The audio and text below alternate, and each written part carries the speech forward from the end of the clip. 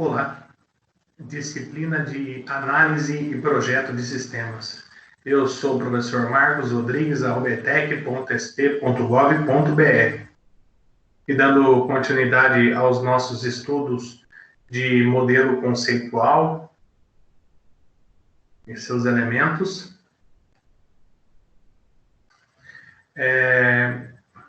uma pincelada rápida aqui, foi falado sobre a entidade essas, né, representada no texto aqui, por exemplo, por Maurício e pela disciplina Pascal, e o que temos entre os dois é o relacionamento. Aí foi citado sobre o relacionamento, a entidade tipo, o relacionamento típico, são contextos e conceitos que acabam ficando incorporados de acordo com que se chega a essa parte mais prática do desenho da disciplina. O atributo, que é considerado as características, pelas leituras que eu fiz, assemelha-se à questão do raciocínio ser expresso como se fossem classes gramaticais, onde nós temos o sujeito, que é a entidade, o verbo, que seria o relacionamento, e eu não encontrei, mas eu uso assim, vejo que está certo, as características, o adjetivo, né, que seria aí os atributos.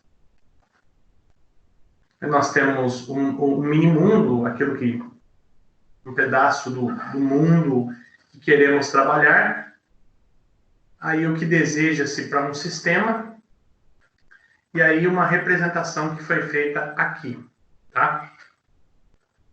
Veja bem, da última vez que nós conversamos sobre esse assunto, caiu na notação de Petersen, Dr. Petersen, nós vimos que ele tem uma contribuição muito grande para a área de TI, né? E também transcendeu aí para outras áreas de negócios e estudos. Inclusive, veremos daqui a pouco que seus conceitos são abordados também em outros cursos, como de agrimensura e cartográfica, no Instituto Federal, do material lá de Minas Gerais, por exemplo, nós veremos ali, para enriquecer o nosso estudo aqui. Então, o que podemos notar daquela representação de Petersen, o único conceito que não foi explícito aqui é a questão do lucro, tá? Eu pesquisei, assim, não achei essa maneira de representar, e também não conhecia o relacionamento como esse círculo.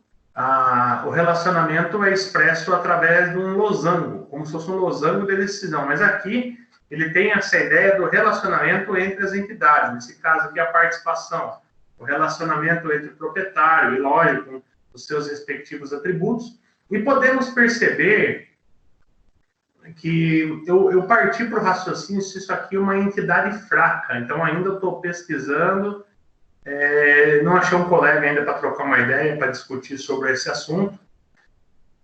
Alguma pessoa da área, assim, que trabalha com essas notações, afinco, né?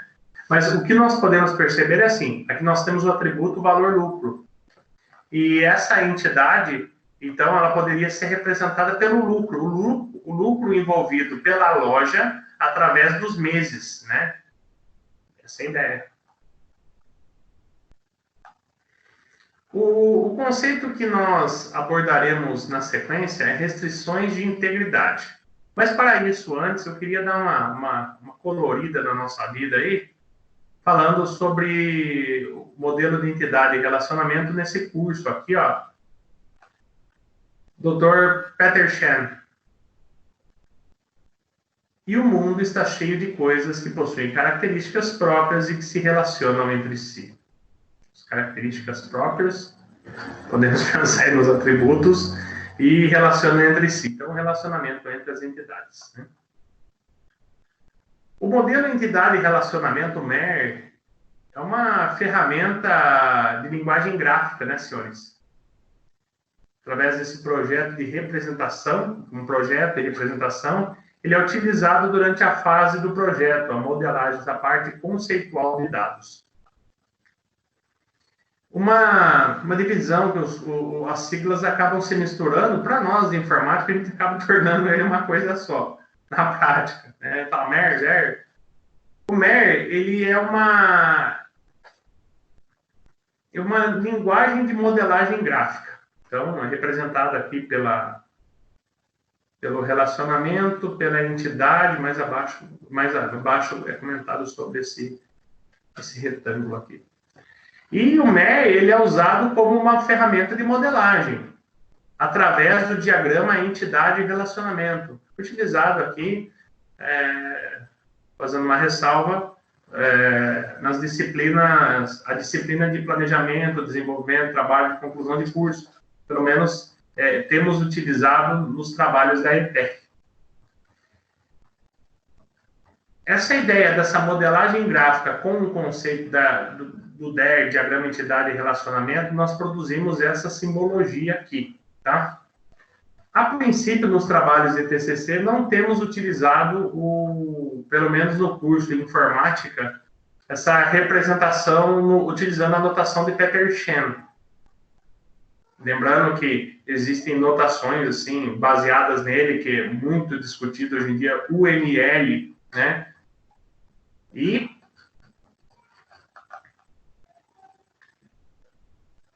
tá, eu falei errado aqui, eu falei que o círculo verde é entidade, meu Deus. O retângulo é entidade, o losango vermelho é o relacionamento, e o atributo é esse círculo verde, né? Pelo menos aqui, ilustradinho, bonitinho, tá dessa forma. Aí nós temos a parte de identificação, cardinalidade, e é isso que a gente vai discutir lá no material, tá bom? Então, esse modelo conceitual, pessoal, ele tem que ter restrições. Eu entendo como essas restrições, essas normas, como regras que atendem àquela realidade em estudo. Elas preservam a integridade desta realidade ao se automatizar a solução para o problema. Por exemplo, uma realidade acadêmica.